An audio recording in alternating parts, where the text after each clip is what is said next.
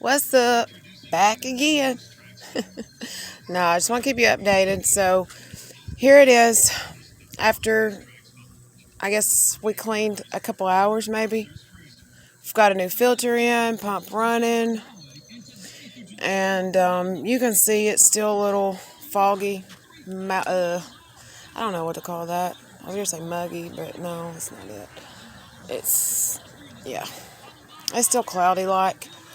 So I put some algae in, and then I have this all-in-one. It says it's a chlorine plus a shock algae bacteria. So we'll see. But the thing is, the bottom has a red clay film. So I'm having to use a softer brush to actually scrub the bottom because it's stained. Holla back.